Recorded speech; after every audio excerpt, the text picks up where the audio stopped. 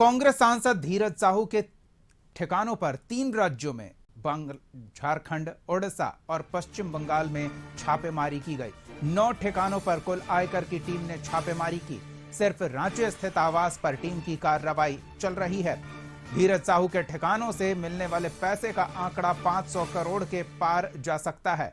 वहीं ओडिशा में मिले नोटों की गिनती रविवार देर रात पूरी हुई। 354 करोड़ रुपए गिने गए। ये देश के इतिहास की सबसे बड़ी रिकवरी बताई जा रही है।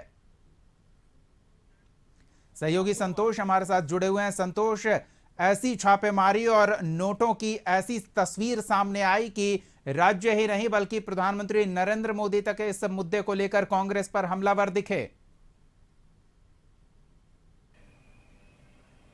देखिए, बता दें कि जो झारखंड के इतिहास में नहीं पूरे देश के इतिहास में यह पहली बार धन कुबेर जो झारखंड के कांग्रेस राज्यसभा सांसद धीरज साहू के घर आज लगातार छापामारी चल रही है और लगभग 354 करोड़ बरामद हो गए हैं। इसमें अमित शाह भी कल उन्होंने कहा कि पाई पाई के हिसाब जो जनता के लूटे हुए हैं उसको देना पड़ेगा। वहीं कांग्रेस इस मुद्दे पर साफ की है कि इसका धीरज साहू का संबंध और जो पैसा बरामद हुआ है इससे कांग्रेस का कुछ लेना देना, क्योंकि जयराम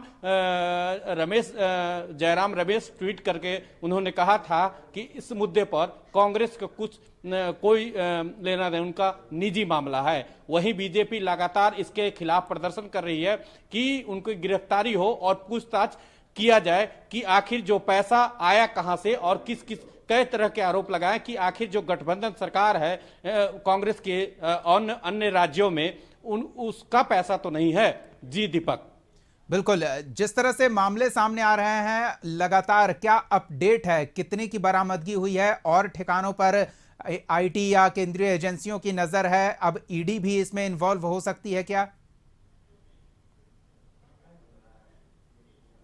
देखिए, कल ही एक सूत्रों के द्वारा पता चला था कि अब ईडी नहीं सीबीआई भी एंट्री इस मामले में हो सकती है, क्योंकि 354 करोड़ अभी तक बरामद हुए हैं और लगातार जो ईडी के 176 बैग जब्त करके अपने साथ ले गई है और लगातार अभी भी रांची आवास पे उनकी छापामारी जारी है। जो उनके कर्मचारी हैं, मैनेजर हैं, उनके रिश्तेदार हैं, उनसे भी पूछताछ लगातार की जा रही है। जी दीपक। बिल्कुल संतोष, एक और महत्वपूर्ण चीज, उनके आवास से बरामदगी नहीं हुई, उनके करीबी कहे जा रहे हैं, उनके बिजनेस एसोसिएट कहे जा रहे हैं, उनके पास से बरामदगी हुई है। ऐसी कोई जानकारी जिससे इन पैसों का लिंक सीधे सीधे सांसद से जुड़ता हो?